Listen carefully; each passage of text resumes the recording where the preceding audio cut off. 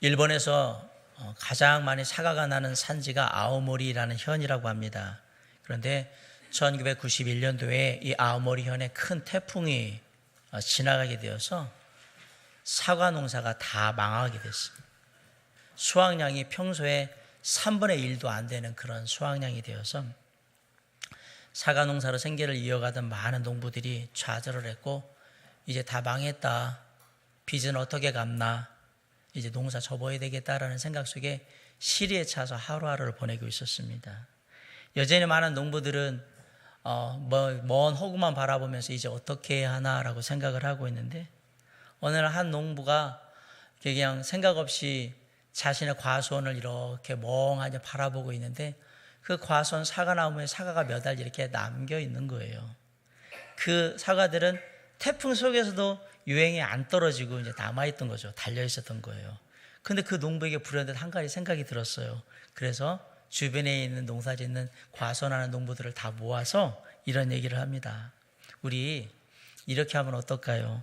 거센 비바람을 견디고 끝까지 살아남은 이 사과를 먹으면 반드시 대학에 합격하는 그러한 수능 합격이 될 겁니다. 이렇게 사과를 팔아보자. 그러니까 얘기를 하니까 농부들이 그런 게 되겠냐고, 그런다고 그런 말 사람들이 믿겠냐고, 그런 사람이 있는 반면에 뭐 그냥 안 되는데 한번 해봅시다, 그래 한번 팔아봅시다 라고 했어요. 그리고 가격도 비싸게 불렀습니다. 근데 그렇게 해가지고 거센 비바람을 견디고 끝까지 태풍 속에서 살아남은 사과들, 이 사과를 먹으면 시험에, 대입 수능 시험에 반드시 합격하게 될 겁니다 라고 해서 이 아오모리 현의 사과를 그렇게 팔았는데요, 날개도 친 듯이 팔렸습니다. 사과 가격도 기존 사과 가격의 10배를 받았습니다. 그래가지고 농부들이 태풍으로 입은 모든 손해를 다 복구를 하고도 지금도 아오모리 현에서 나오는 사과는 수능용 합격 사과로 많이 팔리고 있다고 합니다. 농사는 실패했죠. 근데 사업은 성공했어요. 누구나 인생에는요, 실패와 성공이 오갑니다. 쉽게 얘기하면 인생에 낮과 밤이 다 있다 이 얘기입니다. 정말 행복하고 즐거운 때가 있는가 하면 정말 슬퍼서 어찌할 수 없는 때도 있습니다. 깔깔 웃으면서 장난치고 노는 때가 있는가 하면 고통스러워 숨어서 눈물 짓는 때도 있는 겁니다. 사람들의 칭찬과 사랑을 한 몸에 받고 영광스러운 때도 있는가 하면 욕이란 욕은 다 먹고 멸시와 천대를 받는 때도 있는 겁니다. 누군들 행복한 때가 없었겠습니까? 누군들 웃고 떠들며 즐거운 때가 없었겠습니까? 누군들 고통스럽고 아파하며 눈물 짓던 때가 없었겠습니까? 모든 인생에는 잔잔한 희망의 봄이 있는가 하면 뜨거운 열정으로 힘을 다하던 여름이 있고, 그리고 그런 거에 나름대로 성과를 거두는 가을이 있는가 하면 혹독한 겨울도 인생 가운데 있다라는 사실이에요. 인생의 낮과 밤은 시도 때도 없이 번갈아서 우리를 찾아옵니다. 우리가 원하든 원하지 않든 인생에는 낮도 있고 밤이 있어서 우리가 생각하지 못한 때에 그것들이 다가온다라는 것을 우리는 인생을 통해서 알게 됩니다. 그런 인생의 낮과 밤이 우리에게 다가올 때 우리는 어떻게 해야 할까? 여기 찬란했던 낮과 캄캄했던 밤을 계속해서 연달아 맞았던 한 사람을 제가 소개하기를 원합니다. 그 이름도 유명한 사도 바울입니다. 13장에서 사도 바울과 바나바는 비시디아 안디옥에서 전도 사역을 하게 되는데, 거기서 전도의 열매가 있었어요. 그런데 유대인들이 핍박함으로 말미암아서 그 비시디아 안디옥에서 남동쪽으로 160km 정도 떨어진 이고니온이라는 도시로 다시 와서 이제 복음을 전하게 됩니다. 그런데 복음을 전하는데 놀랍게도 한두 사람이 믿은 게 아니에요. 유대인과 헬라인 가운데 허다한 무리가 예수를 믿게 되었다라고 되어 있습니다. 그야말로 교회가 부흥을 하게 된 거예요. 그런데 그 부흥이 오래가지를 못했습니다. 그 부흥을 방해하는 한 무리가 있었는데, 그 무리들은 교회 바깥에 있는 무리들이 아니고 예수 그리스도를 믿겠다고 찾아온 사람들이 방해를 한 거예요. 몸은 예배당 안에 있지만 아직도 마음은 예수 그리스도를 믿지 못하는 일부 유대인들이 사도 바울에 대해서 악한 말을 하기 시작을 했어요.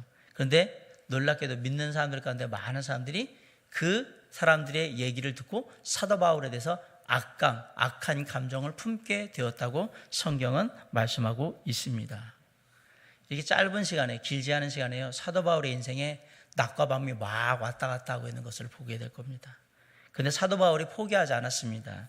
우리가 잘 아는 14장 3절의 말씀을 보면 사도 바울 일행이 이 문제를 해결하고자 그 교회에 오래 머물러 있습니다. 그러나 결국 그 문제를 해결하지는 못했습니다.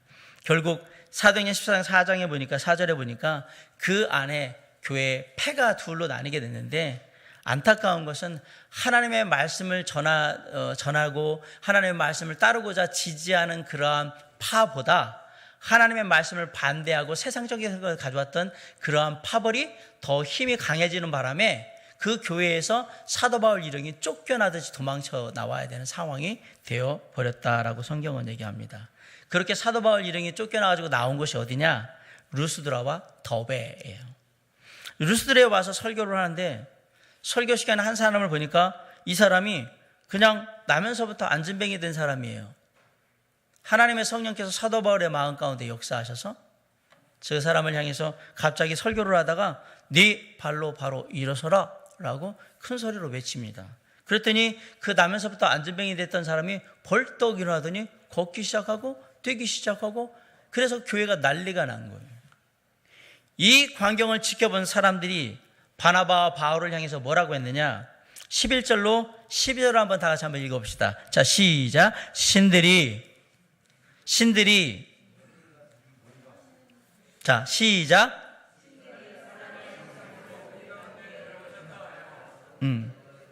신들이 사람의 형상으로 우리 가운데 내려오셨다 하여 바나바는 제우스라 하고 바울은 그 중에 말하는 자이므로 헤르메스라 하더라 라고 되어 있어요. 사람들이 바나바를 신들의 왕인 제우스라고 말했고 바울을 신들의 대변자인 헤르메스라고 불렀다라고 되어 있습니다. 아무튼 이 사건으로 말미암아서 온 도시가 난리가 났습니다. 그 도시의 우상을 섬기던 모든 무당들과 모든 우상 숭배하던 제사장들이 다 재물을 가지고 나와서 바울과 바나바 앞에 두고 당신은 우리의 신이십니다 라고 얘기하면서 바울과 바나바 앞에 제사를 하려고 하는 겁니다. 졸지의 상황이 바뀌었죠. 이제 사도 바울이 뭐가 됐어요? 사람이 아니라 신이 됐어요. 영광스러운 순간이 찾아온 겁니다. 인생에 찬란하디 찬란한 또 순간이 또 다가오기 시작한 거죠. 이때 확실하게 위치 잡고 한몫 잡을 수 있는 그런 때가 왔단 말이에요. 그런데 그 다음에 놀라운 일이 벌어집니다. 자, 19절 한번 읽어봅시다. 시작.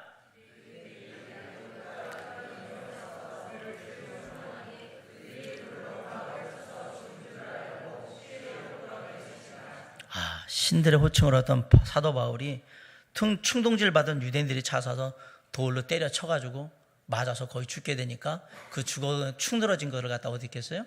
시내 바깥에 그냥 들판에다가 확 던져서 내다 버려버렸다라고 되어 있어요.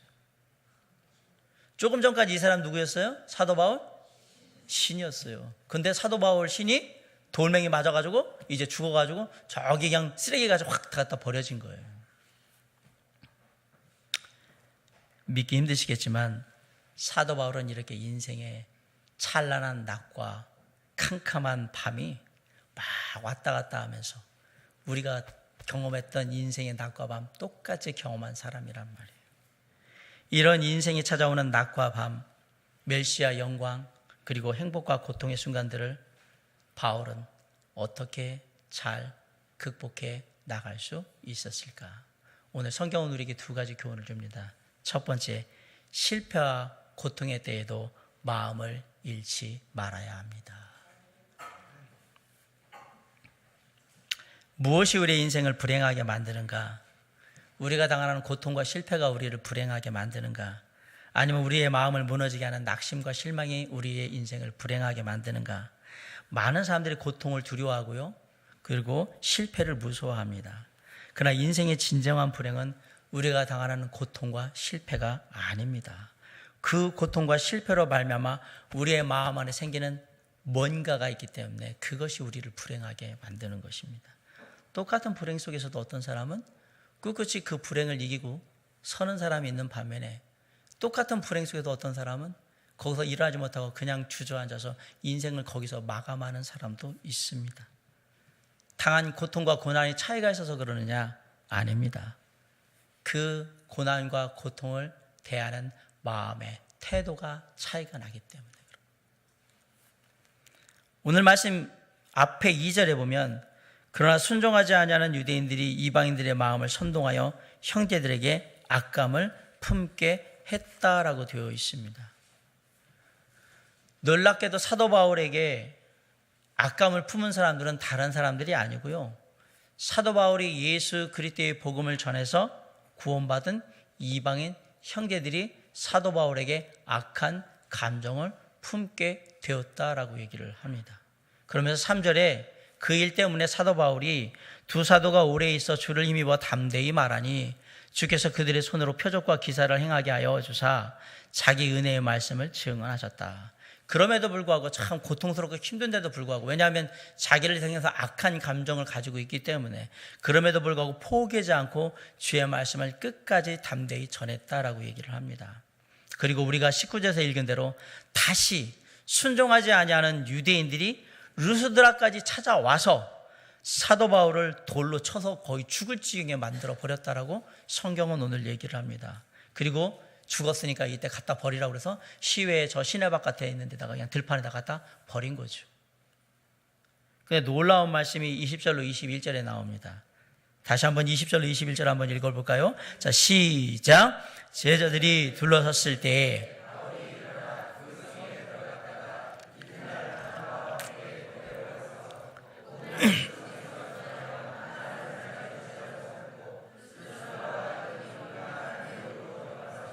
아멘. 제자들이 들러설 때 바울이 일어나서 그 성에 들어갔다가 이튿날 바나바와 함께 더베로 가서 복음을 그 성에 전하여 많은 사람을 제자로 삼고. 돌로 맞았습니다. 얼굴과 온몸에 제가 보기에는 피투성이가 됐을 겁니다. 돌로 맞았다고요. 돌로. 제자들도 나중에 왔는데, 사도 바울이 버려진 데 왔는데 피투성이가 돼가지고 널브러져 있으니까 죽은 줄 알고 어찌할 바를 몰라가지고 그냥 멍하니 서 있는 지금 상황을 얘기를 하고. 그런데 조금 있다가 사도 바울이 천천히 일어나더니 터벅터벅 시내로 들어갑니다. 그리고 이튿날 바나바와 함께 더베로 늘 하던 대로 복음을 전하러 갔다라고 성경이 기록합니다. 만신창이가 된 몸을 이끌고 늘 하던 대로 예수 그리스도의 복음을 전하러 갔습니다. 인생의 실패와 고통이 다가올 때 우리는 어떻게 해야 합니까? 하나님이 오늘 우리에게 말씀하십니다.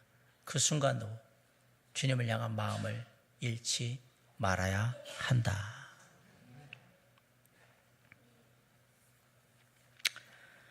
바울과 바나바는 하나님을 향한, 주님을 향한 마음을 잃지 않았습니다. 전도하다가, 뭐 하다가? 전도하다가. 놀다가? 아니고요. 노름하다가? 아니고요. 딴짓거리 하다가? 아닙니다. 전도하다가 돌에 맞아 죽게 됐습니다. 얼마나 억울하고 낙심이 됩니까? 저 같으면 하나님, 제가 다른 것도 아니고 예수 그리스도의 복음을 전하는 이 일을 하는데 제가 돌에 맞아야 됩니까? 이 일이 되는 일입니까?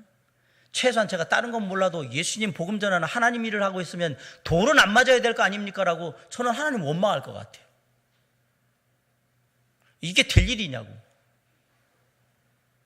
얼마나 하나님이 원망스럽겠습니까? 다른 일도 아니고 하나님 일을 하다가 이렇게 됐는데. 그러나 사도 바울은 원망의 말 한마디 하지 않고 그 다음날 일어나서 만신창이가 된 피톤성의 그 무대 몸 이끌고 나가서 복음을 전했다라고 되어 있어요. 어떻게 일이 가능합니까?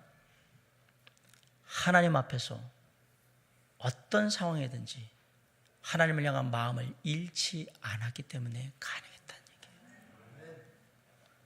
3절은 이 말씀을 어떻게 얘기하냐? 주를 힘입어 살았다. 이렇게 됩니다. 주를 힘입어 살았다. 사도 바울이 훗날 이때 당한 고통을 이렇게 고린도후서 1장에서 얘기합니다. 형제들아, 우리가 아시아에서 당한 환난을 너희가 모르기를 원하지 아니하노니 힘에 겹도록 심한 고난을 당하여 살 소망까지 끊어지고 우리는 우리 자신이 사형 선고를 받은 줄 알았으니 이는 우리로 자기를 의지하지 말고 오직 죽은 자를 다시 살리시는 하나님만 의지하게 하심이라. 그가 이같이 큰 사망에서 우리를 건지셨고 또 건지실 것이며 이후에도 건지시기를 그에게 바라노라. 힘에 겹도록 심한 고난을 당하여 살 소망까지 끊어지고 죽을 줄 알았지만 자기 자신을 의뢰하지 않고 오직 죽은 자를 다시 살리시는 하나님만 의지했기 때문에 가능했다고 고백하는 겁니다. 하나님께서는 왜 때때로 우리의 인생 가운데 혹독한 겨울 그리고 캄캄한 밤을 허락하실까요? 할 일이 없어서 심심해서 그러실까? 아니면 우리를 괴롭게 하는 게 재밌으셔서 그러실까?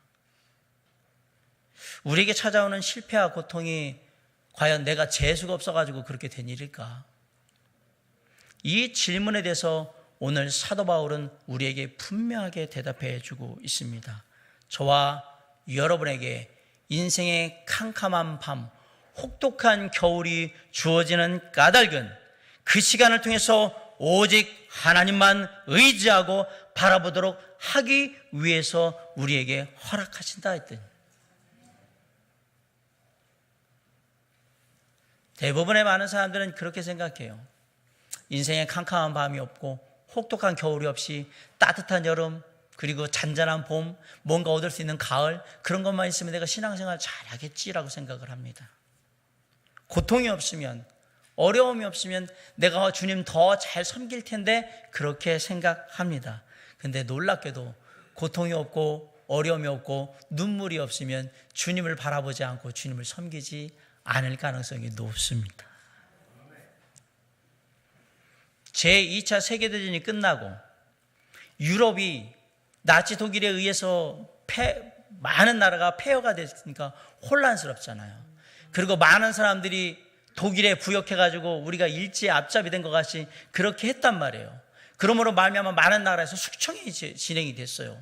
내 형제, 내 친구, 내 이웃이 그래서 막 죽어나가는 일들이, 아픈 일들이 막 벌어졌습니다. 그때 그 전쟁이 끝났을 때 수많은 사람들이 어디를 향해 나아갔느냐? 교회로 나갔습니다.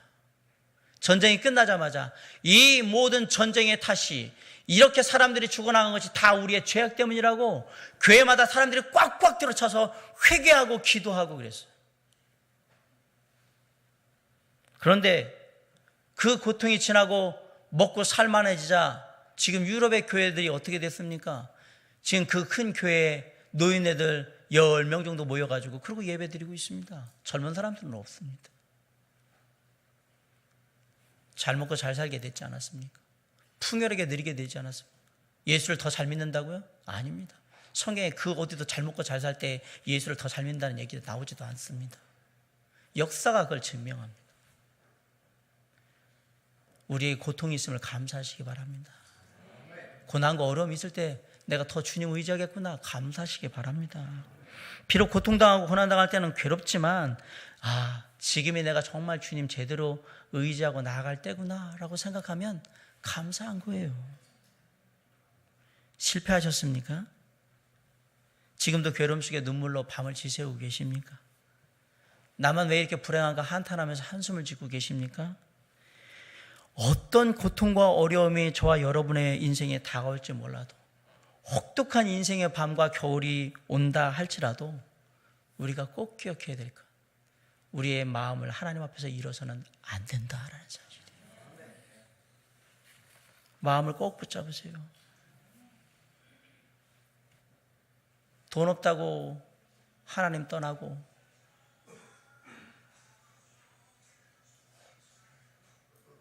환경이 안 좋다고 하나님 떠나고, 사람하고 문제 있다고 하나님 떠나고, 자식 말 안 된다고 하나님 떠나고, 일 안 된다고 하나님 떠나고, 주변의 환경 바라보지 마시고 주님만 바라보시기 바랍니다.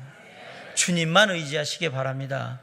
무리를 걷던 베드로가 왜 물에 빠져들어갔습니까? 무리를 걷던 베드로가 예수 그리스도를 바라보던 그 시선을 파도와 바람으로 옮겼을 때에 그때 베드로가 물에 빠져들어갔던 거예요. 우리가 환경을 바라보고 주변 환경에 얽매이기 시작하면 우리는 하나님을 향한 마음을 잃을 수밖에 없게 되어 있어요. 그런데 아무리 큰 인생의 풍랑이 치고 폭풍이 오고 파도가 몰려온다 할지라도 우리가 주님을 향한 마음을 잃지 않고 오직 주님만 바라본다면 그 어떤 풍랑과 파도와 폭풍도 능히 극복하고 이겨낼 수 있다는 사실입니다. 사랑하는 성도 여러분, 사도 바울이 오늘 우리에게 그런 인생의 어둡고 캄캄한 밤과 겨울에 어떻게 하면 그것을 잘 극복하고 나갈 수 있는지 우리에게 첫 번째 비결을 얘기합니다. 실패와 고난의 때에도 주님을 향한 우리의 마음을 절대로 잃지 말아라. 저와 여러분의 마음 가운데 꼭 기억할 수 있기를 주님의 이름으로 간절히 부탁드립니다. 두 번째로, 인생의 고난의 때가 왔을 때에, 캄캄한 밤 그리고 혹독한 겨울이 왔을 때에 그때에 주님을 향한 마음을 잃지 말아야 한다고 했다면, 두 번째로 성공과 행복의 때에는 절대적으로 마음을 낮추셔야 합니다.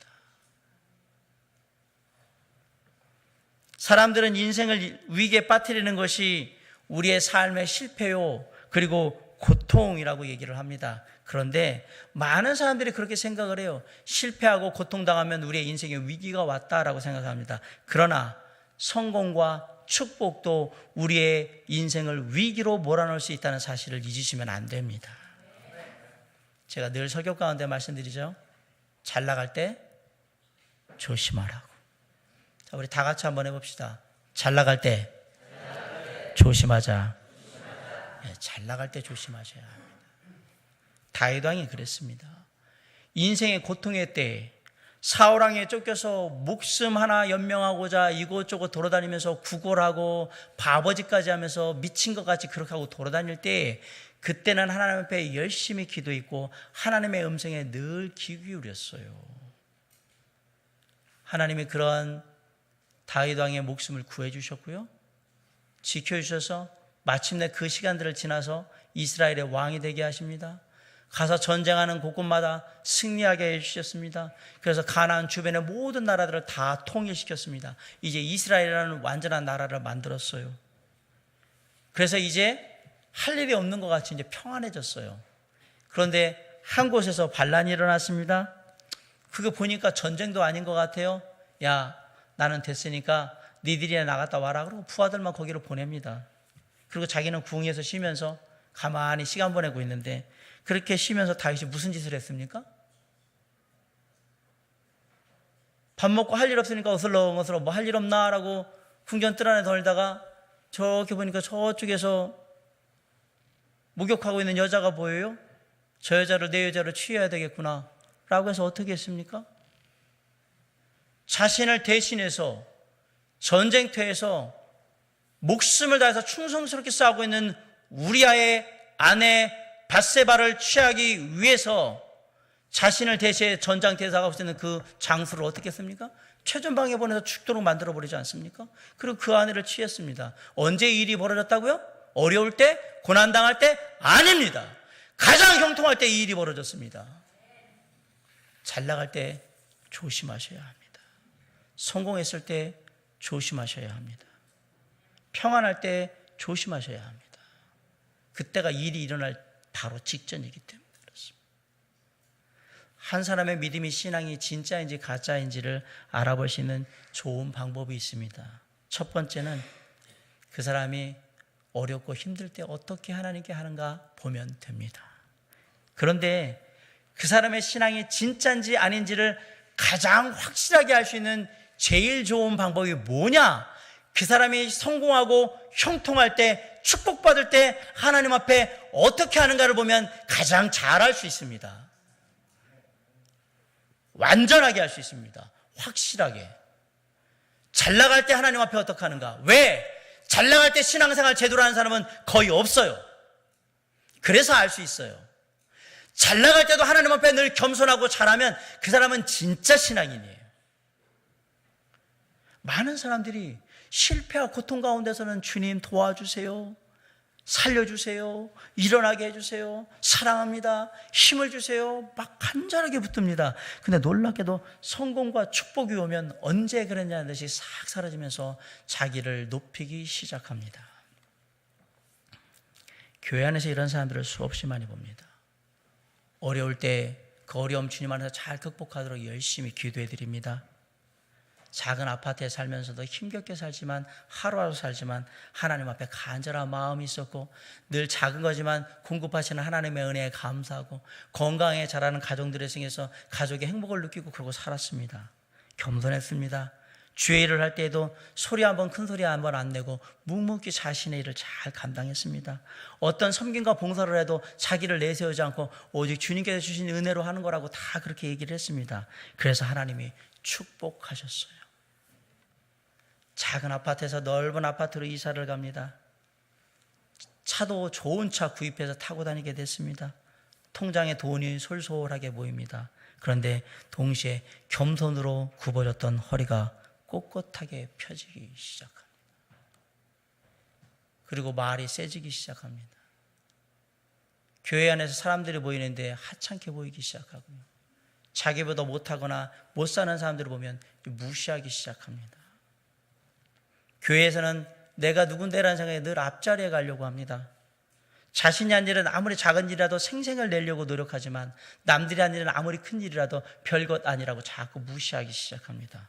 그리고 조금만 사람들이 자신을 알아봐주지 못하고 대접하지 못하면 섭섭하고 서운하며 교제가 제대로 이루어지지 않는다고, 교회가 제대로 이루어지지 않는다고 불평하고 원망합니다. 이렇게 말하니까 이 사람이 누군가 되게 궁금하시죠? 저와 여러분 얘기입니다. 내 얘기란 말입니다.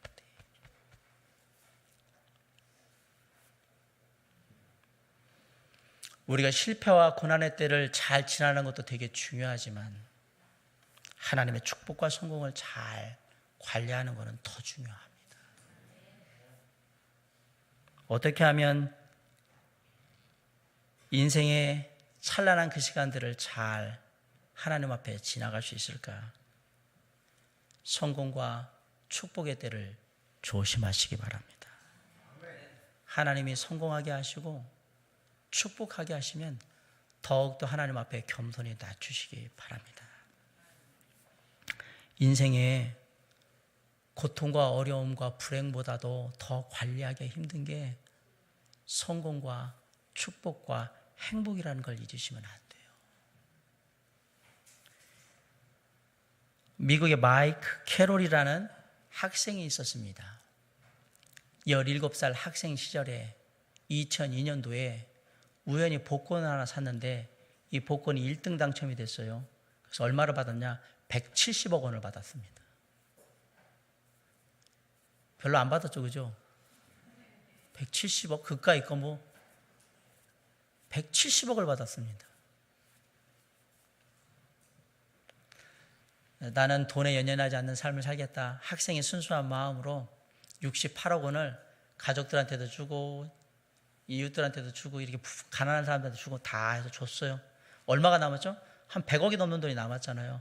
그걸로 집 뒤에 그 경주용 주차장 이렇게 해가지고 이렇게 넓게 만들어 놓고요. 새 차를 몇 대 사가지고 새 차 가지고 범퍼카 놀이를 하고 그랬어요.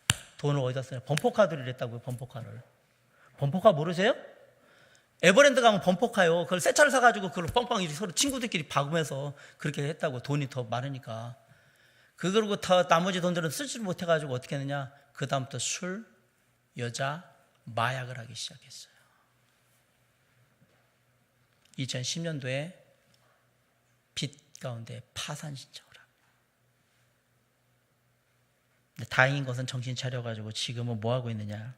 과자 공장에서 월급 140만 원 받고 회생 절차를 하고 있대요. 행복과 성공 뒤에는 반드시 사단마귀의 유혹이 있음을 조심해야 합니다. 언제 조심하라고요? 성공이 찾아올 때, 축복이 찾아올 때 더욱더 조심해서 우리의 마음을 주님 앞에서 겸손히 낮추셔야 합니다. 사도 바울과 바나바가 그랬습니다. 그들이 사람들이 뭐라고 그러냐면 제우스와 헤르메스라고 불렀습니다. 신입니다. 신. 그러면서 와가지고 모든 예물을 다 갖고 와서, 예물이라고 하면 돈도 짐승도 뭐 다 있는 거잖아요. 좋은 건 다 갖고 온 거잖아요. 그리고 제사를 하려고 했을 때, 그들을 섬기려고 했을 때 뭐라고 했느냐. 14절로 15절에 보면 두 사도 바나바와 바울이 듣고 옷을 찢고 무리 가운데 뛰어 들어가서 소리질러 이르되 여러분이요 어찌하여 이러한 일을 하느냐. 우리도 여러분과 같은 성정을 가진 사람이라. 여러분에게 복음을 전하는 것은 이런 헛된 일을 버리고 천지와 바다와 그 가운데 만물을 지으시고 살아계신 하나님께로 돌아오게 함이라. 그러면서 18절에 어떻게 했냐. 겨우 무리를 말려가지고 자기들에게 제사하는 것을 못하게 했다라고 말씀하고 있습니다. 사도 바울이 왜 훌륭한 사람이냐. 사도 바울은 인생의 캄캄한 밤도 주님 안에서 마음을 잃지 않고 잘 지나간 사람인 동시에 인생의 찬란한 낮에도 하나님을 뛰어넘지 않고 오직 주님 안에 더욱더 겸손함으로 말미암아 자신을 지킬 줄 아는 사람이었기 때문에 사도 바울은 위대한 하나님의 사람인 거예요. 사랑하는 성도 여러분, 사람들이 혹시 저와 여러분을 높이는 순간이 오거든 조심하시기 바랍니다. 주변의 사람들이 저와 여러분을 막 칭찬하고 막 그럴 때요, 그때 마음을 낮추시기 바랍니다. 오직 주님 앞에 겸손하시기 바랍니다. 하나님이 가장 싫어하시는 것이 뭐예요? 교만이에요. 교만. 하나님은 교만한 자를 대적하시되 겸손한 자들에게는 은혜를 주시느니라. 그러므로 하나님의 능하신 손 아래서 겸손하라. 때가 되면 너희를 높이시리라. 많은 사람들이 하나님이 주신 성공과 축복을 관리하지 못하고 교만의 병에 빠져가지고 하나님을 떠나고 신앙을 버립니다. 여러분 주변에 아는 사람 중에 신앙생활 하다가 떠난 사람들 잘 보세요. 그 이유가 뭘까? 뭐 때문에? 아니에요. 그 마음에 교만함이 들어갔기 때문에 하나님을 떠난 겁니다. 거의 대부분 어느 순간 교만해진 거예요. 내가 더 많이 알고, 내가 더 많이 했고, 내가 더 많이 생각했고, 내가 더 많이 기도하고, 뭐하고 내가 더 그러면서 교만해지다가 그냥 떠난 거예요. 당신들은 나하고 수준이 안 된다고 다 떠나는 거예요. 그리고 교회는 내가 생각하는 그런 수준이 아니라고 떠나고, 하나님은 내가 생각하는 그런 수준에서 나를 이끌지 못한다고 하나님 떠나고, 다 왜 떠나느냐? 교만해지니까 떠나는 거예요. 신앙을 떠나는 이유는 교만하니까 떠나는 거예요. 하나님이 얼마나 위대하고 크신 분인지를 모르고 하나님이 별것 아닌 일로 보이니까, 하나님이 하시는 모든 일들이 그냥 별 볼 일 없는 일로 보이니까 하나님을 떠나는 거란 말입니다. 많은 사람들이 겸손으로 옷을 입어야 됨에도 불구하고 어느 순간 교만으로 옷을 입어서 하나님을 떠나는데, 대부분의 때가 어떤 때이느냐? 성공하고 형통하고 축복할 때 교만으로 옷 입고 떠나는 겁니다. 우리에게 잘난 게 뭡니까? 잘생기셨습니까? 얼굴이 예쁘십니까? 재능이 많으십니까? 학벌이 좋으십니까? 돈 많이 갖고 계십니까? 그 모든 것 주님이 우리에게 허락하신 것을 기억하셔야 합니다. 모든 것이 하나님께로부터 우리에게 주어진 것이라는 걸 잊으시면 안 됩니다.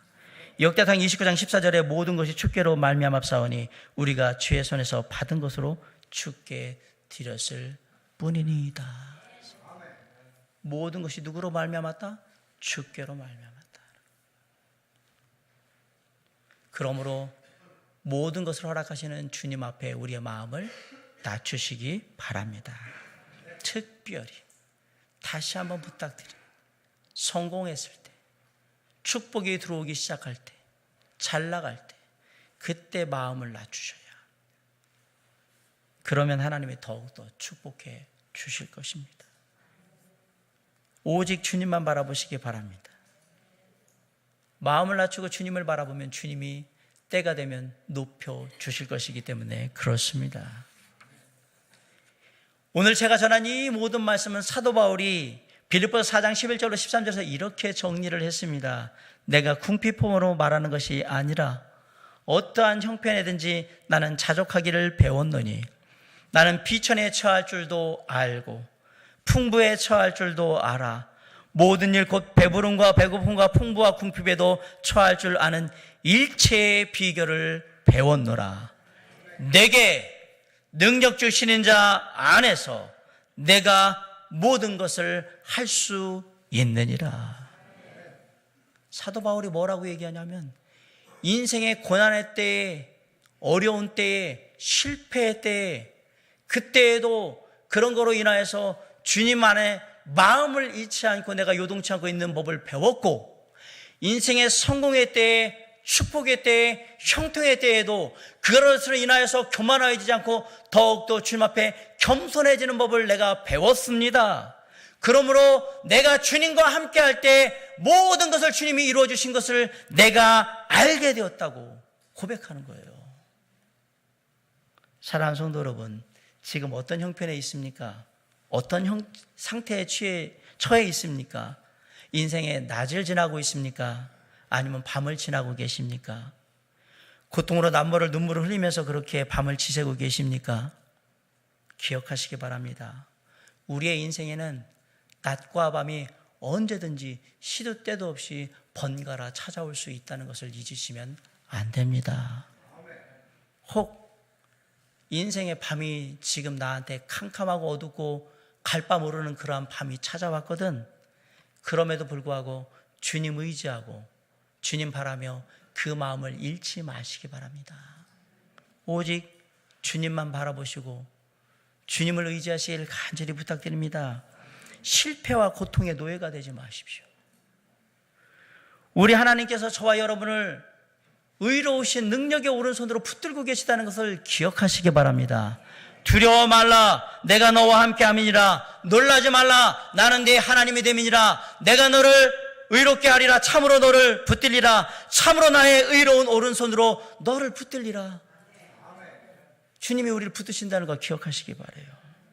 그리고 인생의 무거운 짐을, 수고하고 무거운 짐자 다 내게로 오라, 내가 너를 쉬게 하리라고 말씀하시는 주님께 다 맡기시기 바랍니다. 우리가 메마른 땅을 걸어가고 저 위험한 곳에 이를 때 큰 바위에 숨겨주시겠다고, 그리고 주의 손으로 덮어주시겠다고 분명히 약속하신 주님을 잊지 마시라는 얘기입니다. 혹시 인생의 찬란한 영광스러운 낮이 지금 다가오고 있습니까? 형통하게 됩니까? 성공하는 것 같습니까? 하나님 앞에서 더욱더 마음을 낮추시기 바랍니다. 오직 주께서 하셨습니다. 주님이 하시는 일입니다. 겸손하게 마음을 낮추시고 또 낮추시고 또 낮추세요. 그러면 주님께서 더 크고 더 놀라운 더 위대한 축복으로 계속해서 부어 주실 겁니다. 때가 되면 너희를 높이시리라. 모든 것이 주께로 말미암는다 그랬어요. 그러니까 주께로 말미암는다고 했으니까 주시는 주님 앞에 겸손히 낮추라는 얘기예요. 잠언 22장 4절에 뭐라고 했냐면 겸손과 여호와를 경외함의 보응은 재물과 영광과 생명이라고 분명히 말씀하셨습니다. 겸손한 자에게 뭘 주신다? 첫 번째로 돈 주십니다. 겸손한 자에게 뭘 주신다? 사람들 앞에 영광 받게 해주십니다. 겸손한 자한테 뭘 주신다? 마지막으로 영원한 생명을 주십니다. 누구에게? 겸손한 자에게. 그 겸손한 자가 하나님을 경외하는 거예요. 우리 모두의 인생 가운데 때로는 인생의 낮이 다가오고 때로는 인생의 밤이 다가옵니다. 그럴 때마다 사도 바울이 이렇게 살으라고 우리에게 오늘 말씀합니다.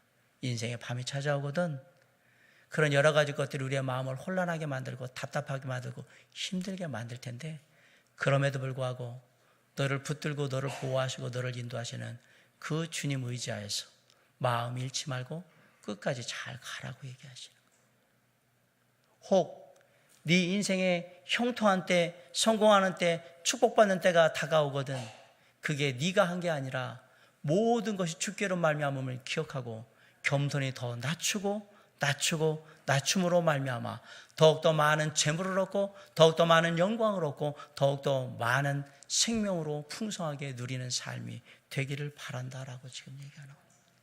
사랑하는 성도 여러분, 우리가 인생의 낮에 있는지 밤에 있는지는 각자가 다 다를 겁니다. 제가 여러분에게 마지막으로 드리고 싶은 말씀은 이겁니다. 어떤 상황에 처해 있든 오늘 하나님의 말씀의 교훈이 저와 여러분에게 하나님의 말씀으로 역사하시기를 주님의 이름으로 간절히 축원합니다. 우리 모두의 삶이 인생의 낮이 왔던 인생의 밤이었던 주님 앞에 온전히 합당하게 반응함으로 말미암아서 우리의 신앙이 균형 잡힌 신앙으로 하나님 앞에 아름답게 드려지는 놀라운 다짐이 오늘 이 말씀을 붙들고 우리 모두에게 함께 할 수 있도록 하나님의 성령께서 지금 이 시간 우리의 마음에 새롭게 도전하시기를 주님의 이름으로 간절히 축원합니다. 기도하겠습니다.